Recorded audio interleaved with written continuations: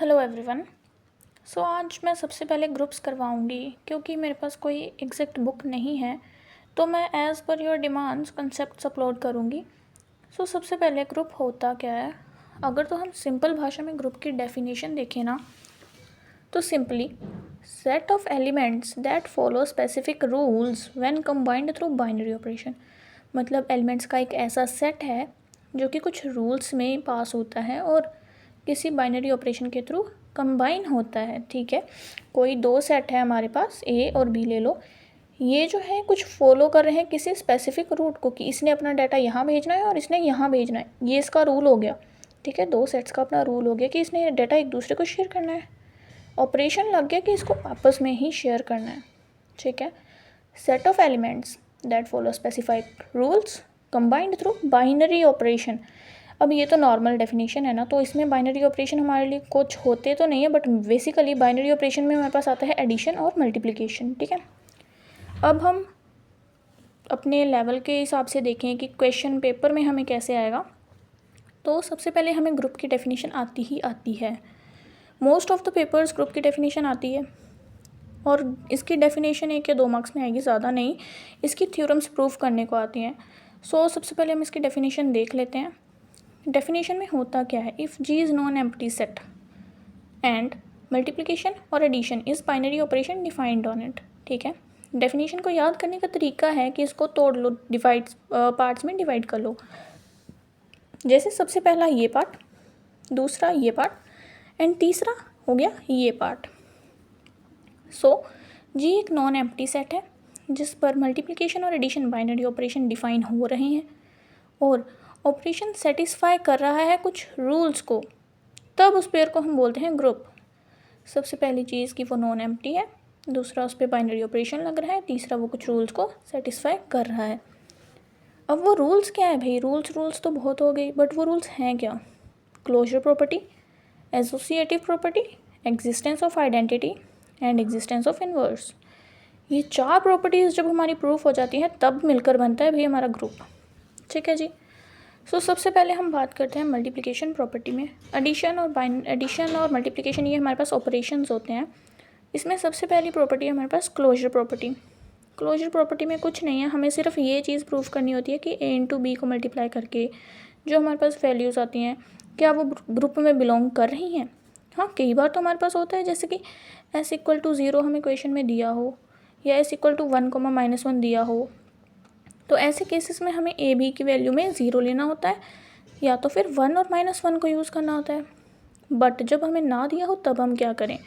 उस सिचुएशन में हमें अपना ही ग्रुप लेना पड़ता है एक एज एग्ज़ाम्पल, और उसमें हमें प्रूफ करना पड़ता है ये सारी वैल्यूज़ को धीरे धीरे लेकर कि हमारा ये ग्रुप फॉलो कर रहा है या नहीं कर रहा है। अब कुछ लोग क्या करते हैं कि ये पहली वैल्यूज़ को ही ए बी मान लेते हैं और इसका जो आंसर आता है वो हम बोल देते हैं कि सीधा कि ये तो भी ग्रुप में बिलोंग कर रहा है तो ये फॉलो कर रहा है। बट ऐसा नहीं होता। इस सिचुएशन में हमें सभी एलिमेंट जो हमने ग्रुप में ले रखे हैं उनमें चेक करना होता है कि क्या उनके एडिशन या उनकी मल्टीप्लिकेशन भी हमारी प्रूफ कर रही है, एग्जिस्ट कर रही है। तो इस सिचुएशन में हमें ये सारे एलिमेंट्स के साथ प्रूफ करना होता है ए इंटू बी को, तब हमारी क्लोजर प्रॉपर्टी जो है हम प्रूफ कर पाते हैं कि क्या ये सेटिस्फाई कर रही है या नहीं कर रही है। सेम केस होता है हमारे पास एडिशन में।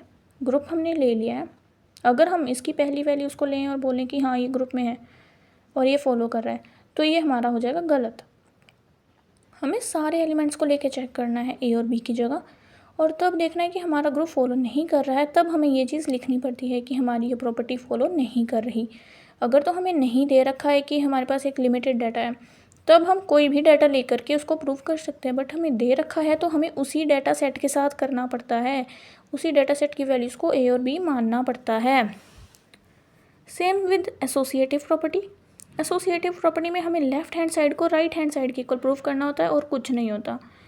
यहाँ पर बस हमारी एक होती है, ये होती है लेफ्ट हैंड साइड और ये होती है राइट हैंड साइड। हमें बस इन दोनों को एक दूसरे के इक्वल प्रूफ करना होता है, मतलब इनकी जो वैल्यूज़ का आंसर है वो एक दूसरे के इक्वल आ जाए, तब ये जो हमारी प्रॉपर्टी है ये सेटिस्फाई करती है। सबसे पहले हम लेफ्ट हैंड साइड को सॉल्व करेंगे, देखेंगे उसकी वैल्यू क्या आई। देन राइट हैंड साइड को सॉल्व करेंगे, उसकी वैल्यू चेक करेंगे, और जब ये एक दूसरे के इक्वल हो जाए तब हम बोल सकते हैं कि ये सेटिस्फाई प्रॉपर्टी कर रही है। और सेम केस होता है हमारा एसोसिएटिव की एडिशन प्रॉपर्टी के साथ। यहाँ पर भी हमें लेफ्ट हैंड साइड को राइट हैंड साइड के इक्वल ही प्रूव करना होता है। अब हम फर्दर बात करें एग्जिस्टेंस ऑफ आइडेंटिटी, तो बेसिकली इसमें हमारे पास होता है एक आइडेंटिटी एलिमेंट जो होता है हमारे पास ई, ठीक है। यहाँ पे ये जो साइन होता है ये होता है देयर एग्जिस्ट का। ये छोटी मोटी बातें होती हैं जो हमें पता होनी चाहिए। ये जो सिंबल होता है ये होता है देयर एग्जिस्ट का, एंड ये जो सिंबल होता है भाई ये फॉर ऑल का होता है, ठीक है, फॉर ऑल। सो यहाँ पे ई हमारा एक आइडेंटिटी एलिमेंट होता है। यहाँ पे हमें बस इस प्रॉपर्टी को प्रूव करना होता है, ये वाली, ठीक है। इसको हम ऐसे भी लिख सकते हैं, ऐसे भी लिख सकते हैं, ये गलत नहीं मानी जाएगी। यहाँ पे हमें इस चीज़ को प्रूव करना है कि क्या ये होती है, क्या ये चीज़ हमारे पास बनती है या नहीं बनती है। और एग्जिस्टेंस ऑफ आइडेंटिटी से हमारे पास निकलता है एक आइडेंटिटी एलिमेंट, ठीक है। आइडेंटिटी एलिमेंट बहुत ज़रूरी है और हमें पता होना चाहिए मल्टीप्लिकेशन का मल्टीप्लिकेशन ऑपरेशन के टाइम में जो हमारा आइडेंटिटी एलिमेंट होता है वो होता है 1 और एडिशन ऑपरेशन में होता है 0। तो a into e equal to a अगर हम लें तो इसको जब हम सॉल्व करेंगे तो यहाँ से सीधी सी बात है a हमारा यहाँ डिवाइड हो जाएगा, यहाँ से यहाँ जाकर डिवाइड हो जाएगा, और इनको जब हम काटेंगे तो हमारे पास वैल्यू आएगी 1। सो हमारे पास इसका मल्टीप्लिकेशन का आइडेंटिटी एलिमेंट कितना निकला, 1। ये चीज़ हमें प्रूव करनी होती है। And then same case with addition, यहाँ पर भी हमें a प्लस ई, कुछ नहीं किया, मल्टीप्लाई की जगह प्लस लगा दिया, इक्वल टू ए को यहाँ से ले गए, माइनस हो गया। अब जब माइनस करेंगे तब तो भैया 0 आएगा, है ना। So in addition operation element is 0, तो यहाँ पे हमारे पास आइडेंटिटी एलिमेंट 0 आ जाएगा। अब बात आती है इन्वर्स की। को बहुत से बच्चे होते हैं इन्वर्स, उनको समझ में ही नहीं आता कि इन्वर्स में है क्या। इसमें कुछ नहीं है, हमें बस एक इन्वर्स एलिमेंट देखना होता है कि वो ग्रुप में एग्जिस्ट कर रहा है या नहीं कर रहा है। अब हमारे पास ए है, ठीक है, उसका इन्वर्स अगर हम मल्टीप्लिकेशन के टाइम पे लें तो वो होता है 1/a, और अगर सब्सट्रैक्शन के टाइम पे लें तो वो होता है -a, ठीक है। एडिशन और मल्टीप्लिकेशन में दोनों में देखें तो एक में -a होती है और एक में 1/a, ठीक है। तो ये हम ले रहे हैं मल्टीप्लाई का केस। इसमें भी बस सेम प्रॉपर्टी भैया एग्जिस्टेंस ऑफ आइडेंटिटी वाली, उसमें हमारे पास यहाँ पे ई होता था और यहाँ पे ए होता था, बट इसमें क्या होगा, हमारे पास a into a inverse equals to e, ठीक है।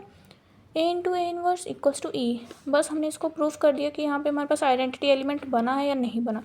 वैसे तो हमें यहाँ पे ये प्रूफ करना होता है कि हमारे पास जो एलिमेंट आइडेंटिटी एलिमेंट है वो हमें इन्वर्स वैल्यू दे रहा है या नहीं दे रहा है। अगर हम यहाँ भी चेक करें, अगर हम यहाँ पे भी छोड़ दें तो भी हमारा आइडेंटिटी एलिमेंट प्रूफ कर रहा है कि इसके पास एक इन्वर्स है और एक नॉर्मल ए की वैल्यू है, ठीक है।